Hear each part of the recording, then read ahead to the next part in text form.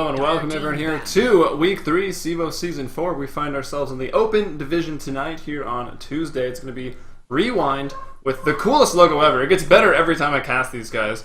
Going up against the Infernal Dong Lords. I'm Helium, and with me as usual, Chicago Ted. Hey guys, and hey Helium. This is the first Open game we've done this season so far, so I'm really excited to take a look at what these guys have to offer compared to the main guys, the big dogs. So I gotta agree with you though.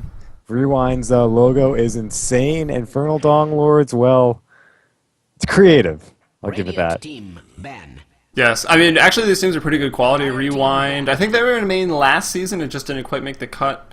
Or maybe they reformed, so they started out in Open here for CEVO Season 4, but they're pretty skilled. I've played with Artie a couple times. I've cast them. Artie, Atmo, and Loki, I think, are the three returning members. Maybe some other players coming in for Rewind. And the Infernal Dong Lords, I mean, they've got Minzy. He was playing for the Purple Canadians in the MLG Fall Invitational Qualifiers. Indie Bear is a pretty solid player. Might be going mid. I actually matchmake with him, or used to matchmake with him quite a bit. And Niz even kind of rings a bell, so it should be a quality match.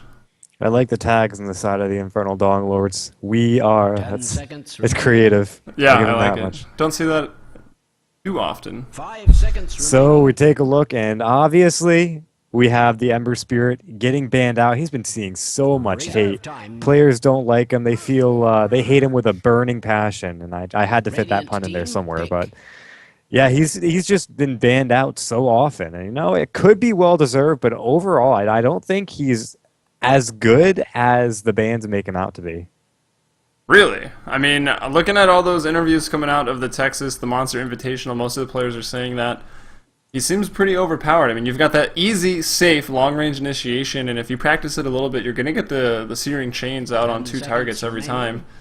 And that's a 3-second stun at rank 4, so I don't know. I think he falls off so hard to any sort of single target lockdown. Magic damage, of course, he can sit through, but any sort of auto attack, any sort of real lockdown stun, and he just kind of crumbles. And if you can shut him down early, which it's not that hard, he does have great mobility, as you said.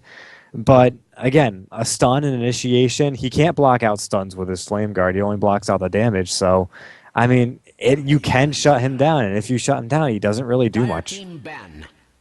Alright, well, he's going to get banned out, so that's one way to just take care of everything. As we see some picks, we've got the Ancient Apparition, the Nyx Assassin, a combo we're all probably more familiar than we want to be with. Very annoying in the mid game, and both, of course, strong supports. Nyx obviously can support offlane or mid, and why don't you take over Rewind?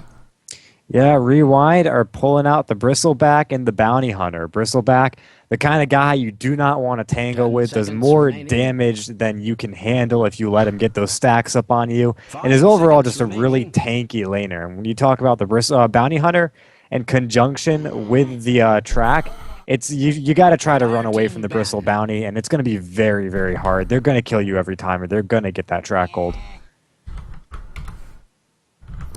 Indeed. I mean, Bounty Hunter, though, I guess there's not a whole lot of push rearing its head on the side of Infernal Dong Lord, so Bounty Hunter should be okay to pick up second. It's definitely still a quality hero, but, you know, against some of the push strats, it doesn't really offer much unless you're really, really aggressive and just get really far ahead early on with the track gold. But taking a look at some of the bans, we can see the split push heroes being banned out. That Nature's Prophet, of course, the Alchemist, still very, very strong in the support role. A little less so because of the changes to Concoction. Still good carry, and we saw him actually being banned out first, I think, in the Cine Cup finals. Some respect bans towards, I can't remember if it was DK or IG, but it was getting banned out.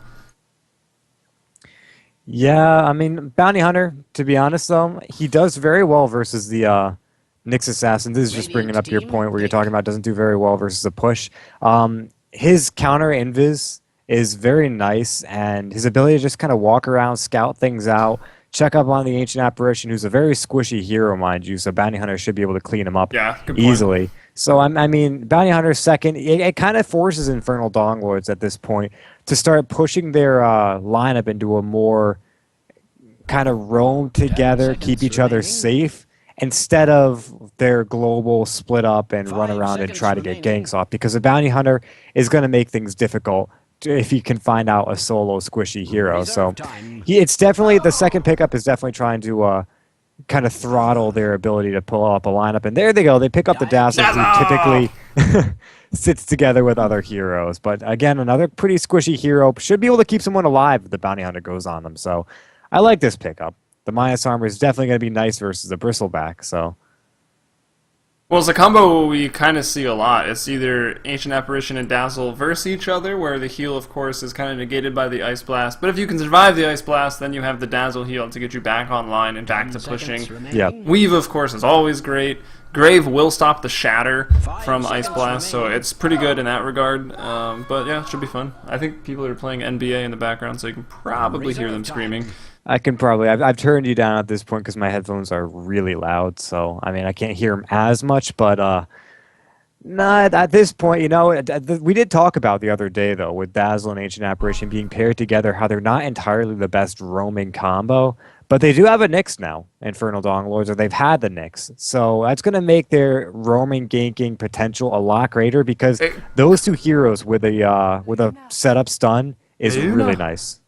It could also be a mid or even a carry Dazzle, which I would like to see that even more because, yes, we actually talked about this exactly yesterday, that those two together, the Dazzle and the AA as your supports, don't really do a whole lot unless you're sort of already winning. We might have disagreed a little on that point, but it's whatever. For now, we see the Luna get picked up. She's going to be third, bring in some strong push, another big team fight ultimate with the Eclipse. It's going to make it very hard to fight directly into the Luna and the Bristleback. Now I think they just need a source of initiation, maybe coming from their mid-roll on the side of Rewind to really get this team to shape up. And then the Donglords, well, I'll see what they want to go for here, whether it's going to be what role this Dazzle is going to function in. So what I'm really looking at here is both teams building for long, drawn-out team fight. You've got Infernal Donglords who benefit from the minus armor getting greater over time, the tick down from the initial Ice Blast strike, as well as Nyx Assassin landing a couple of impales. But meanwhile on Rewind, you've got Luna doing great damage over time, the ultimate factoring in some damage, Bounty Hunter acting sort of like a Nyx, except he can get the track kills out over time.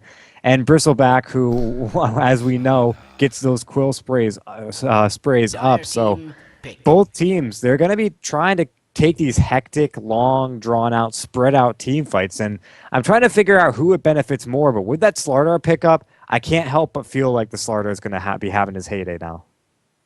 Yeah, I actually really like that they've got the Dazzle, so they have that extra armor, and of course amplified damage from Slardar. So Bristleback can be taken out pretty easily. They've got a fair amount of lockdown for him, so he's got to be careful. And of course there's that heal to keep Slardar around, so you know, when he is bashing on the Bristleback and getting the quill spray in the face, Slardar probably won't die as long as Dazzle's keeping his distance. And Rewind, they're going to go with that fourth pick, Bane, in an effort to, I guess, Nightmare somebody out, maybe just Fiend's Grip or enfeeble this Slardar. I'm trying to get a gauge for what Rewind's lanes are gonna be. I mean, they have the makings for a dual lane and two solos already. Are they gonna try to bounty? Are they gonna try to go for a Bristleback mid, as you said, safe bounty and go offensive tri lane, or does it look like they're gonna try to send someone to the jungle and just go for a 2-1-1 laning situation? Which, you know, I kind of don't like the idea of when you've got the potential for a really strong offensive tri-lane from Infernal Donglords. And as you said, it's a very greedy lineup. So I can't really, I don't really see where they're going with this lineup. But at the same time, I mean, I'm interested to see what they're going to do. So Infernal Donglords, I keep wanting to say Drug Lords. I don't know why. But they have 3 potential supports and a hard carry. So they've got the option of picking up any real solo hero, either off lane or mid.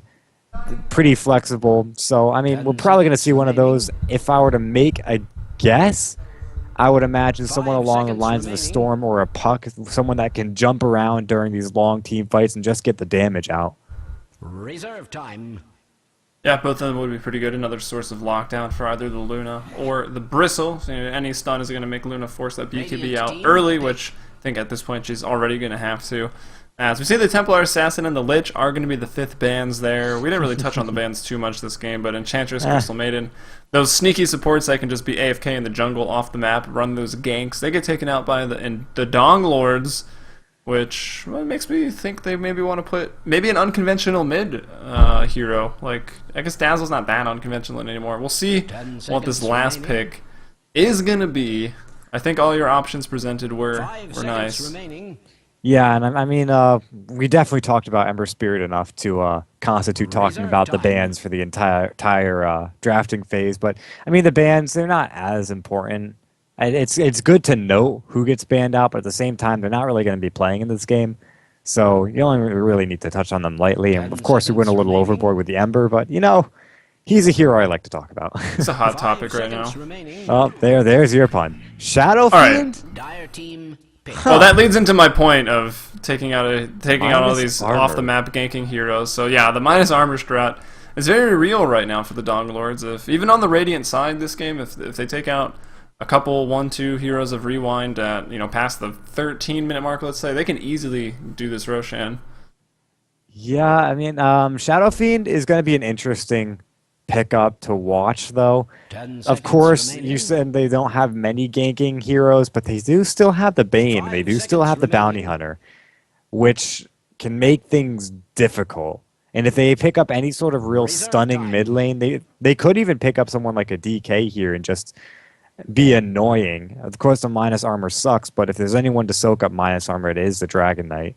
But any real stunner in the mid lane will make Shadow Fiend a little hesitant to get close, because there's always a threat if they're not on the map of the Bane being there, of the Bounty Hunter being there. Hell, even the Bristleback can rotate in to kill off this guy. He's got to be really careful is where I'm getting at. I'm still interested, though. Rewind's final pick.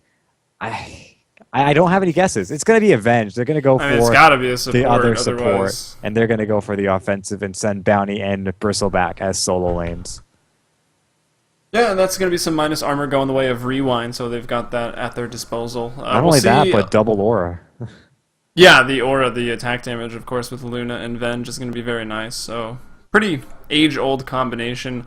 But the Howl of Terror, is that what it's called these days? Wave of Terror, close enough. Wave of Terror, yeah. Getting the +1 at each level, or +1 more armor reduction at each level. I've seen a couple people just keeping stun at level 1 and getting 2 points in the Howl and 1 in the Aura just to get the more damage from right clicks. Mm-hmm. That's actually what I've seen. I mean, the stun is great. The stun does not really scale in its duration, yeah. The damage is nice, but you... Yeah.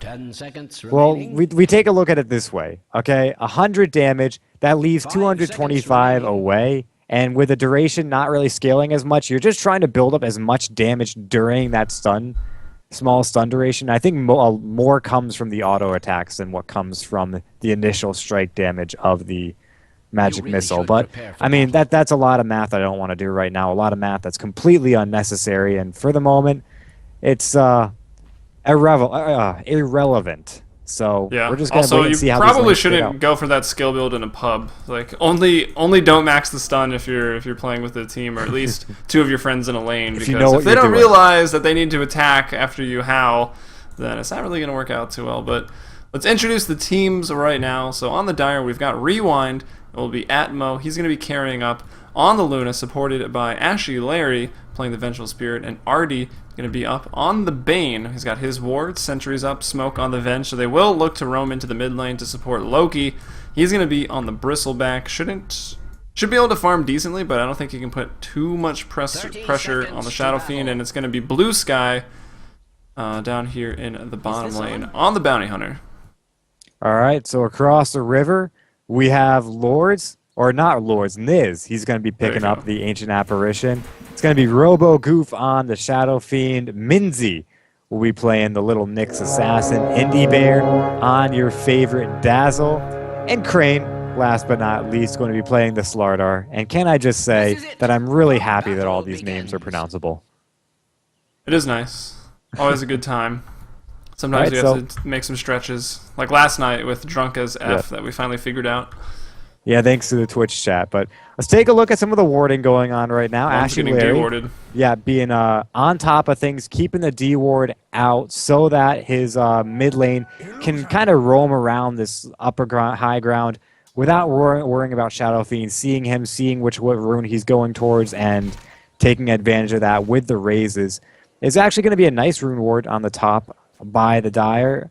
Rewind. And on the bottom, a kind of unconventional spot for a ward, but still a very nice placement. It keeps the D-wards out, as not many people go ahead and think to D-ward that location. It's a little bit harder to see if you're just walking up the normal path.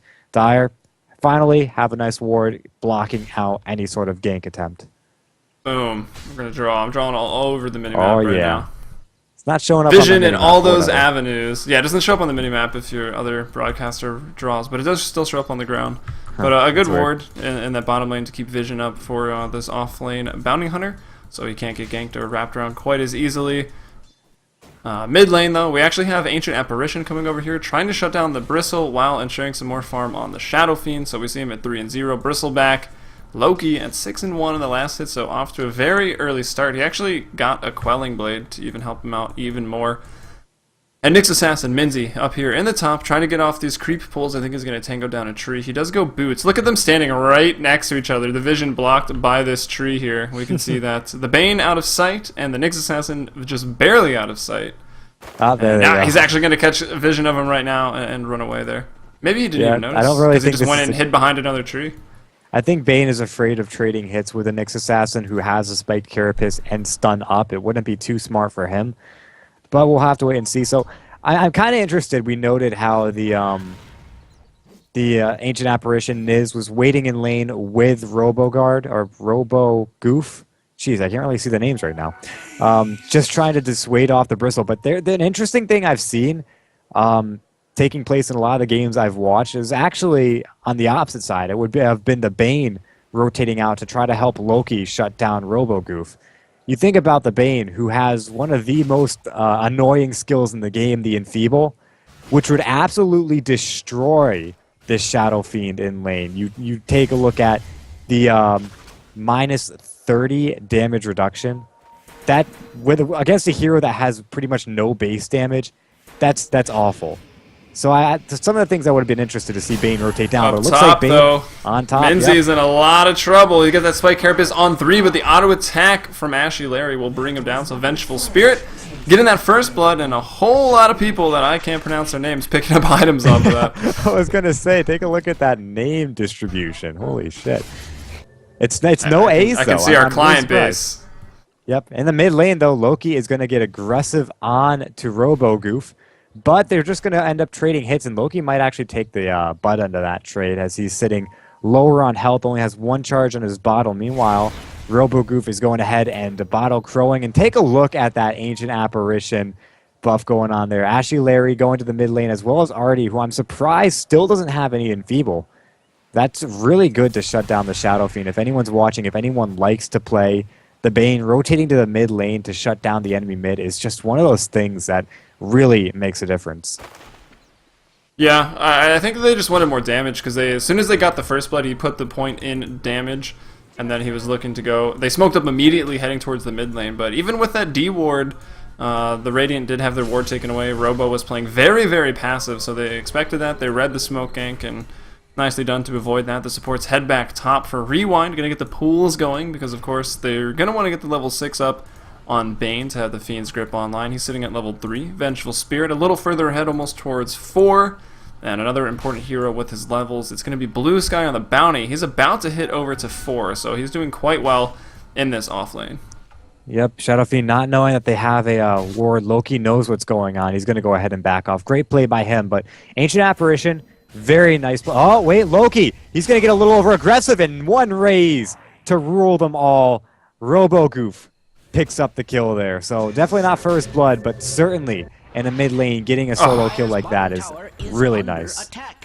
And meanwhile, on the bot lane, they force out a TP from, who was it, Bounty Hunter, heading back into the fountain. They couldn't get the bash, a little bit unlucky there, and I think maybe the Dazzle had already used his Poison Touch, so they didn't have the mini stun available. But they still force a TP out. Oh, there's no point in bash, so that wasn't quite just being unlucky. 2 in sprint seems a little odd to me. Yeah, typically it's 1, 4, and 1 are the builds I see, or 1, 4, and whatever comes out to be maybe 2 are the builds I see for the Slardar.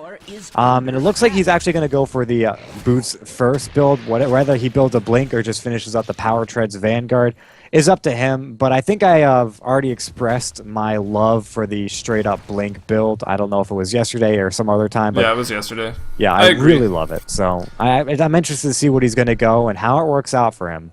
It's definitely going to make any engagement on the Bounty Hunter easier, but that is I sound like a broken record. Stacks up in the Radiant Jungle for RoboGoof right now. We could take a look at this big camp right here. Already has 2 extra camps in there, stacked up in there, so he's going to have a nice time raising that down, getting some extra gold. And can I just say that Niz is playing on top of the support role right now. He's covered every single rune, and he's just been a general annoyance to Loki. So great play by Niz, supporting his mid, and you know I'm kind of disappointed to see that Artie isn't doing the same thing for Loki, but you know. He's also a lower level as well. He's only up to level 3, whereas since it's sort of a duo lane in mid, Niz is up to 4, and he's reaping the benefits from all the stacks he's putting off. But meanwhile, top lane, Minzy caught out once again. Gonna get a spike Carapace. Actually, Atmo attacks a little too soon, and that's gonna make this gank turn around. Indie Bear is there, not quite able to get the damage out required to bring down the Bane, but a nice turnaround gank. A bit of a mistake there by Atmo, just getting a little too antsy. Yep. As he does have a Morbid Mask, he's gonna be working towards that early Helm of the Dominator. So yeah, definitely the difference in that one was the mid lane as well. Loki in trouble. There's no mana though for RoboGoof, and the auto attacks aren't going to be enough. Loki scurries away with 5 HP. Amazing, absolutely amazing. So, really quick, in order, hold on, we're going to see another Nightmare. Let's see if Artie or Atmo can hold his tongue this time. Now the Magic Missile comes out first. Spike Carapace finally. Is there a Shallow Grave? There is, and they're not going to chase. So, that last engagement, the one before what just happened, the Spike Carapace, as you said, was able to come online before the Magic Missile hit because of a little over-aggression by Atmo, so definitely kept him alive that time, but now it's just him being able to tank up. At Spike Carapace at this point will keep him alive for a much longer time. He does have Vendetta if he needs it, as well as the Shallow Grave available. And looking at the mid lane, it's just unfortunately he wasn't able to seal the deal with Loki, but all in all, it was just luck by Loki to have that slight sliver of HP left. Yeah, pretty much.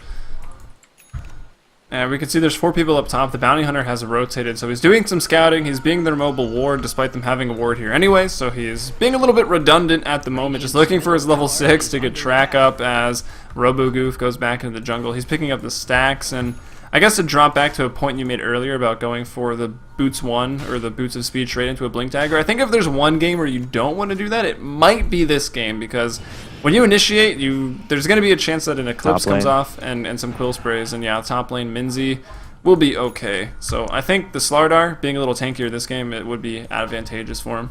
But he goes straight for the Blink, so it looks like he's going to prove us wrong. He's going to prove me wrong, you right, or vice versa. I disagree we'll with see. you. I disagree with you. I think that the Blink, if you know that they're alone, the Blink is perfect. Like in a 1v1 lane, it allows you to skyrocket ahead, even versus a solo Bristleback who might have a couple of Quill Sprays. The treads aren't going to help you enough that if your initiation isn't good, you'll stay alive. Like, to be honest, it just doesn't have that much of an impact. I think the Blink, with that surprise initiation, reduces the amount of time that the supports can rotate in, and overall just reduces the amount of time you will be able to stay alive after getting crushed. We will see.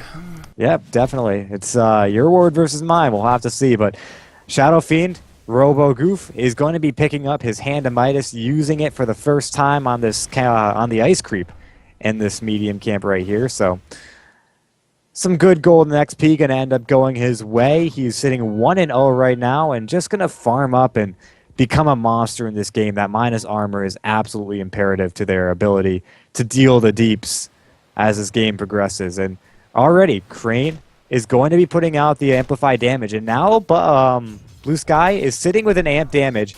There is a blink up, one blink crush, and this is going to be initiation that he's not prepared for. And it looks like another amplified damage. I'm just waiting for it right now. It's close to the tower, so he's playing it really careful, which he should be. The tower still will do a lot of damage, but just a little harassment shuriken going out the other way. Yep, Crane is going to back off. Wave off too, so tower's going to take some less damage there. Alright, looking at the net worths in this mid lane here, there's a bit of a discrepancy. We've got 5,200 up, and the minus, of course, on Robo Goof. Looking at Loki, only at 3.6. I think you mentioned it earlier, you'd like to see some stacks coming out for the Bristleback, because, of course, you can abuse stacking, especially at the Ancients. No one's been able to really do anything with there, as Atmo definitely needs some babysitting up top on the Luna, as he finishes his treads now, and the Morbid Mask, ready to go Helm of Dominator. I think we might see a smoke up here by the Dong Lords.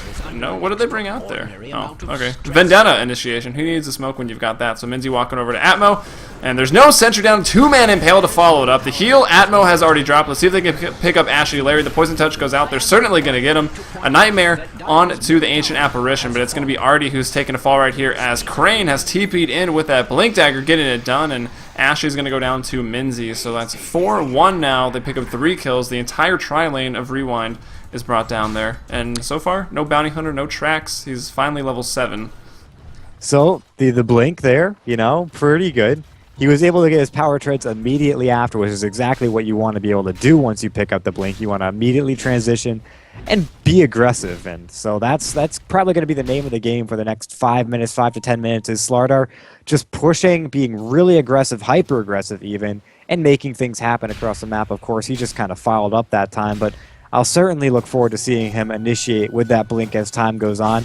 Blue Sky is so far, though, getting a little bit of solo experience in the bottom lane, farming up quite nicely, and probably going to be looking towards maybe a Medallion or even a Vlad's I've seen on some Bounty Hunters. So we might be looking to see that. Vlad's might not be the greatest option, but I don't know, it's pretty nice with the Luna, though. Get that extra damage aura, get some more lifesteal out on some of the other melees, like the Bristleback.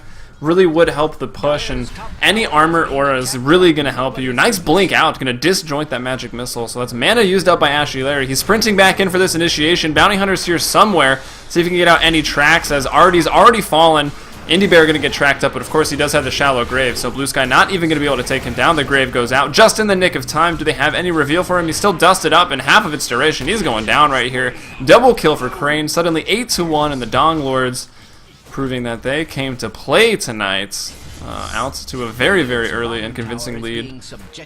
Well, that's what picking aggressive heroes does, but at the same time, is there a Tide Hunter on this team? That was a Ravage like the Ravage. He held on to that for so long, waiting for them to just kind of group up by this tree line, which is exactly what happened. They all kind of walked into this tree line and tried to take the shortest path and hold on. There's the blink. Loki going to get Maya's armored up by 2 sources, taking so much damage despite the Bristleback. And he's going to get swapped out, but it's not going to be make any difference, as he's going to die. And this should be another follow-up kill on the Venge, who is running away. It looks like, nope, Venge is not going to live through this at all. The Requiem of Souls even coming out for that one, I think more so jokingly than serious there by Robo Goof, as now Blue Sky Atmo trying to chase down. There is no Eclipse. It was already used. Crane could probably 1v3 them here. I'm not even sure why the rest of the Dong Lords are backing right now. Still going to be chasing Crane away. He can blink in 1 second.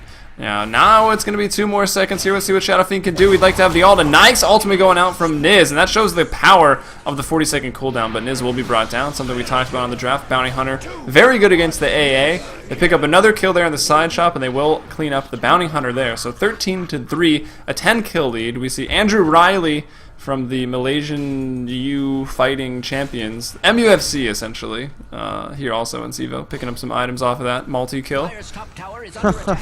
I didn't make the connection, but yeah, this is not looking great for Rewind right now. I mean, they're taking trades, but they're not the best trade. They just traded, what was that, a full team wipe plus a couple for a tower and 3 kills. I mean, they're now going to lose Ashley Larry, as there's no way he can survive this. There's so much damage going out. and they're actually going to lose more than this. And Bane's only level 4. He doesn't even have a Fiend's Grip right now, which is making Artie probably pretty sad. Here comes Loki, though, looking to get a kill. That's going to be 674 gold over to the Bristleback now. He's got his Vanguard finished up. They're going to continue to chase, and now that Crane is down, I think they're going to want to back. Minty will probably drop here as well. Lots of mana up on Loki. Easy kills. We'll see who gets it. It's going to track as well over to those 2 core heroes for Rewind, so that's really going to help them out a lot. Oh, well, I stand corrected. It looks like Rewind end up trading for 2 more heroes, so in the time that I talked, they were not going to get any more kills on the side of Infernal Dong Lords, and I'm probably just going to call them IDL. It's a lot easier, but so just some really over-aggression from IDL. They thought they had it. They went straight into tower, and then you see the power of Loki, of the Bristleback, showing itself as a couple of quill sprays, and all of a sudden, that Slardar was melting. Yeah, I mean, we gotta keep in mind, though, that the Dong Lords were pretty much posted up in a team fight in the top lane for about 3 minutes, with Rewind just spawning and running back into them to fight, so it's not really surprising that they managed to lose a couple people there. I would say it's safe to say they overextend, but here comes Blue Sky getting scouted out. He walked past the sentry, then immediately dusted, so it's going to be another kill. The Ice Blast coming through, and here's Ancient Apparition really showing the power of this hero when you're ahead like this. When your core heroes can just run and fight, and then you just sit in the back, line up your Ice Blast, throw out the Chilling Touch, and just watch people die. Yeah, I mean, he definitely does play well from ahead. I will give you that one. They're going to go ahead and push into the bottom tier 2 tower, and it's taking so much damage. I mean, it's not even the minus armor, really, because there is no minus armor on the towers. It's just the sheer amount of damage that these guys do. And now here comes the counter initiation. A Lucent Beam to fly, but it gets knocked straight back. Minzy going to go ahead and throw a 2-man impale, and now RoboGoop is going to go ahead, drop the raises, clean up. It's going to get Shallow Graved up right now, and now Loki going to fall to Indie Bear.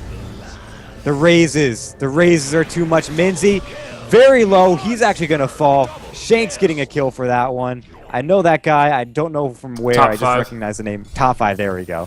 But overall, IDL, Infernal Dong Lords playing that really well. A trade, it looks to be a 2 for 2. I think Bane or Vengeful Spirit died as well. I can't be sure, but they're going to end up getting this tower as well. So the attempted counter initiation didn't go so well on the side of Rewind.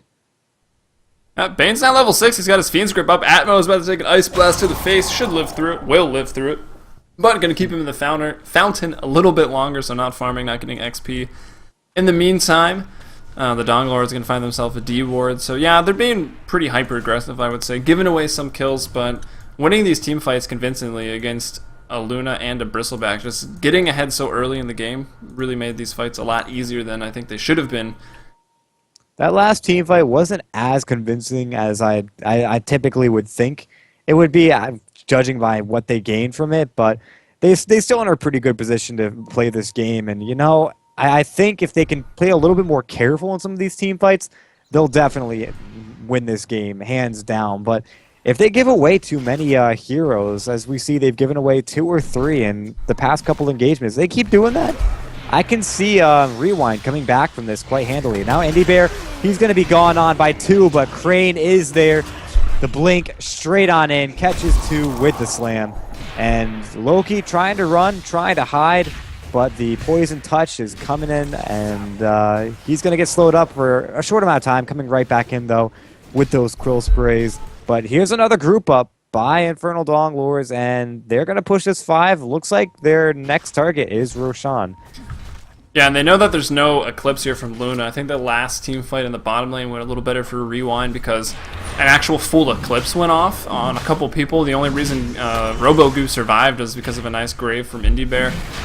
So the strong ultimate there, but we see, what is it, a 12,000 gold deficit, over 10,000 experience deficit for Rewind. Roshan's about to fall. It's trying to be contested. I think Eclipse is coming back up in 15 seconds, but Roshan's going to fall before that. So Impale out on Loki. No one going to be able to steal this Aegis, and it's going to go over to RoboGoo. He's got a BKB as well. Nice crush initiation by Crane, taking out the Venge and the Bristleback soon after. They just melt, and Loki's going to call the GG off of that. So this is game number 1 here. and CEVO-Open. Between the Infernal Donglords, who clearly came to play, and Rewind, looking to put up more of a fight in Game 2. They definitely have it in them. And with me, Chicago Ted. And yes, go on.